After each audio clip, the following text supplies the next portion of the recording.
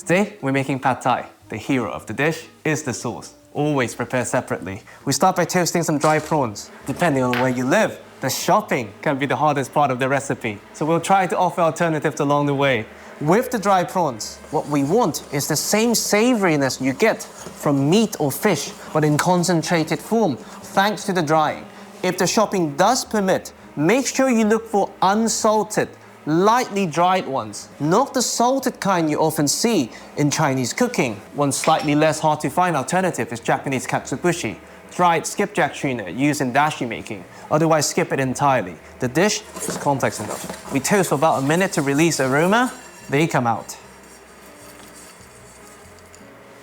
Generous amount of neutral oil.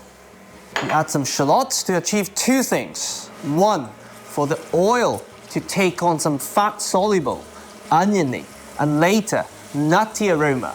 Two, for the water content of the shallots to evaporate, concentrating the sweetness. Gentle heat to not burn the natural sugars and scare away the aroma. Once they're golden and before they turn brown, squeeze out most oil, and you should be able to smell the sweetness now. Set the shallot aside and reserve the shallot oil, leaving just a thin layer for better heat conduction. The first character-defining ingredient, palm sugar, goes into melt. It tends to come in a chunky block, so break it with the back of your knife, or my personal favorite, a box grater, local to Thailand and made by boiling palm sap. During the boiling process, it goes through both light Maillard reaction and light caramelization, giving us this toffee, caramel, slightly smoky profile. And given it's practically unrefined, it's important to melt it before use to ensure even flavor distribution. If you don't have palm sugar, use light brown sugar with a touch of coconut oil. Once again, gentle heat, stirring often. Flavor building aside, the color you achieve here before the addition of liquid is going to be the color of your noodles. So picture the pad thai you want and gently work towards it. Once you're happy with the tan, very carefully, the salt and umami bomb, fish sauce in. The heat from the sugar would flash off the famous marine funk. It will smell fishy briefly, then it will be gone. The liquid will bring the whole mixture back down to boiling point, ready for the star of the whole dish, tamarind juice, ideally with pulp.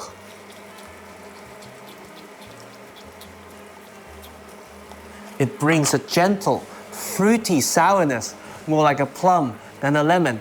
It has this slightly tannic, dark fruit character, but most importantly, it lowers the pH of the sauce, making it smooth and pourable. And later, it will change how the noodles cook completely, so stay tuned. If you don't have access to tamarind, use lime juice. Once this looks homogeneous, prawns and shallots back in. This is the majority of the cooking, so take your time to fully integrate the flavors. This could and should easily take 20 to 30 minutes. Once you have this spoon coating, yet fluid consistency, and it should taste strong but balanced. Your sauce is ready. Let's make pad thai. Non-stick skillet to take the stress away. Thin layer of our shallot oil. This is where you would cook your optional proteins. Today, we keep it simple. Fresh round of shallots to refresh the pungency we lost during long cooking.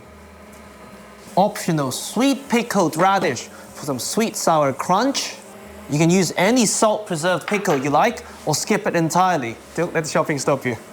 Now, rice noodles soaked in cold water until soft to rehydrate evenly without cooking. Now go in to start cooking. We lightly coat with our aromatic oil, then pad thai sauce in.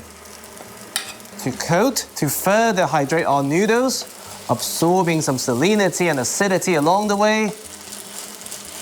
But way more importantly, for the tamarind to change the pH. In an acidic environment, starch gelatinization is slower.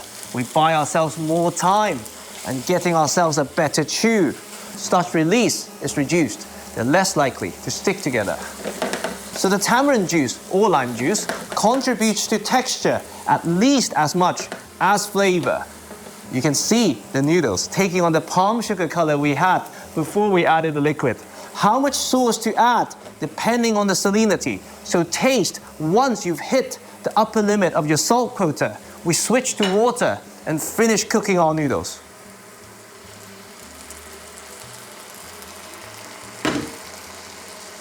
And thanks to the tamarind juice, no sticking. So take your time to get to the desired texture. We're not in the middle of a restaurant service here. Once you're happy with the texture, we push our noodles to fill 1/2 of our pan. A touch more shallot oil. We crack an egg. Break it apart slightly, but not too much, keeping the color gradient.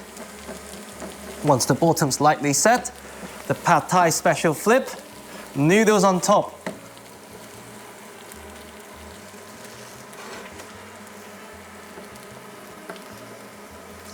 Give a runny egg 5 to 10 seconds to work its magic.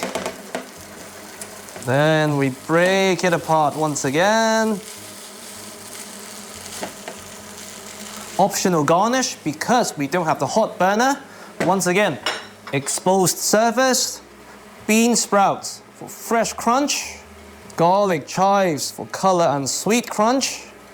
We fold over once again to wilt them slightly. Just 10 seconds. Once you hear the sizzle again, we can plate. You can add chili powder, toasted peanuts, whatever you like. You can boil pasta with the sauce and it'd still be tasty. This is pad thai.